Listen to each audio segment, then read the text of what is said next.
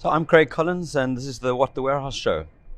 Today I want to talk about a concern that many of the people have voiced during interviews here at KosherFest, and that is about acquiring and keeping good workers in the warehouse.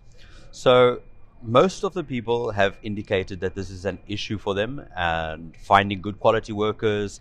People, especially over the COVID period when they were given free money, didn't want to do any work, and that process has now prevailed where the desire to work hard and to do the work, it just doesn't seem to be there. So they're battling to find good workers, and obviously it's a recurring theme. Now, what's interesting is that one of the guys that we interviewed yesterday is an ex-Wall Street banker and trader, and he said that in Wall Street, you have incredibly fluid job opportunities, and the resources are moving all the time. People move from job to job. So one of the things that he learned in Wall Street was that the secret is you have to keep the people happy. And, at a very, very senior level, the traders, banking, that type of industry, you offer all sorts of incentives. You really spend effort on looking after the staff in those big corporate organizations. And he brings that into his warehouse. So, he said he doesn't have a problem with staff in his warehouse because he looks after the staff the way he used to look after the staff in his corporate. And it raised an interesting point. Are we doing an injustice to the workers in the supply chain and in our warehouses? We typically are hiring entry-level workers, paying their minimum wage, but we really need to think about it and say, how are these people supposed to survive? They're moving product, they are the workforce, the powerhouse of the supply chain, and are we really paying them enough?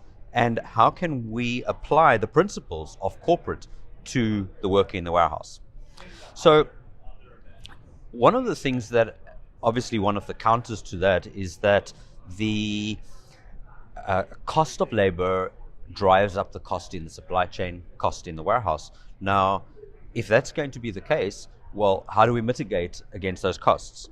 So we apply technology to that problem. And with a warehouse management system, you have a lot of visibility of performance of the work that the individuals in the warehouse are actually doing. So you can measure this, you can report on it, and then you can produce KPI reports and stats as to who's doing the most work.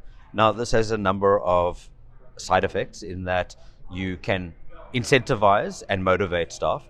By incentivizing the staff, what you are able to do is obviously pay them more, but based on incentives. One just has to be careful about incentives. One of the metrics that we've seen often in warehouses is pick performance.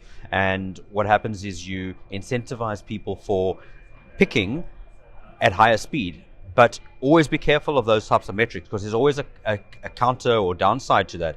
For example, if you're incentivizing high speed picking, you could be decreasing accuracy, decreasing the ability to, or the proper handling of the product.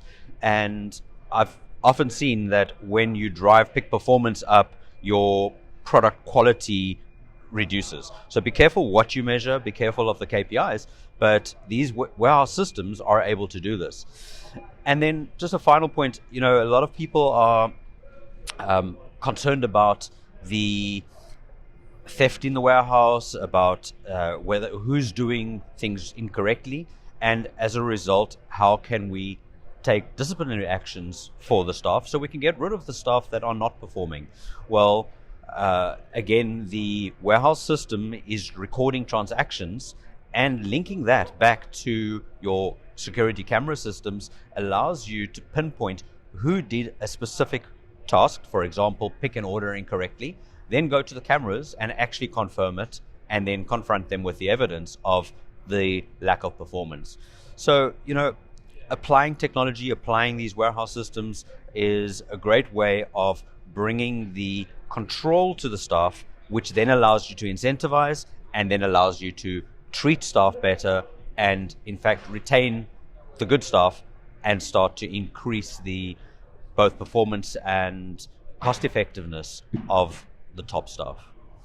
So those are my thoughts on the lack of workforce in warehouses in the United States at the moment, and what we can do to mitigate that.